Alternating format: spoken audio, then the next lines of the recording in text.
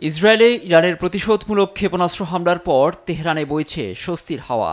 সাধারণ মানুষের মাঝে দেখা গেছে উচ্ছ্বাস। চিরশত্রুর বিরুদ্ধে দীর্ঘদিন এমন একটা প্রতিশোধের অপেক্ষায় ছিল ইরানের জনগণ।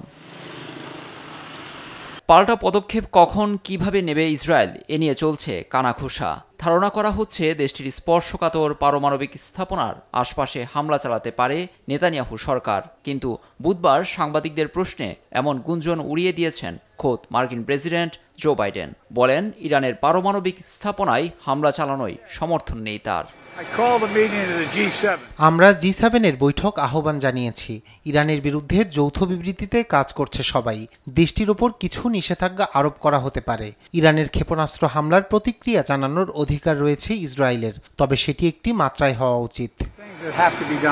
তবে সংঘাত বা যুদ্ধের বিরুদ্ধে মুসলিম রাষ্ট্র ইরান, কিন্তু ইসরায়েল যদি হামলা বা প্রতিশোধ নেয়ার চেষ্টা করে এর ফলাফল হবে ভয়াবহ।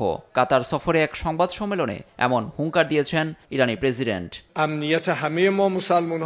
এই অঞ্চলে মুসলিমদের নিরাপত্তা সবার আগে। আমরা যুদ্ধ বা রক্তপাত চাই না। প্রেসিডেন্ট হিসেবে দায়িত্ব নেওয়ার পর শান্তি ও নিরাপত্তার উপর জোর দিয়ে আসছি। যুদ্ধে কোনো জাতি বা অঞ্চলের উন্নতি হতে পারে না, তবে প্রতিক্রিয়া দেখানো ছাড়া আমাদের উপায় ছিল না। এখন পাল্টা প্রতিশোধ নিলে কঠিন জবাবের মুখোমুখি হবে। মধ্যপ্রাচ্যে অস্থিরতায় করণীয় নিয়ে যুক্তরাষ্ট্রে স্থানীয় সময় বুধবার জাতিসংঘ নিরাপত্তা পরিষদে বৈঠকে বসে সদস্য দেশগুলো, যেখানে ইরানকে রীতিমতো হুঙ্কার দিয়েছেন মার্কিন দূত লিন্ডা থমাস গ্রিনফিল্ড। বলেন, একজন সন্ত্রাসী নেতার মৃত্যুর প্রতিশোধ নিতে ব্যালিস্টিক ক্ষেপণাস্ত্র নিক্ষেপ সন্ত্রাসবাদের বড় উদাহরণ আর হতে পারে না। অন্যদিকে তেহরানের পক্ষে আওয়াজ তুলেছেন জাতিসংঘে নিযুক্ত রাশিয়ার দূত।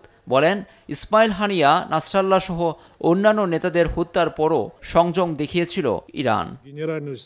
লুৎফর কবির, নিউজ ডেস্ক, দেশ টিভি।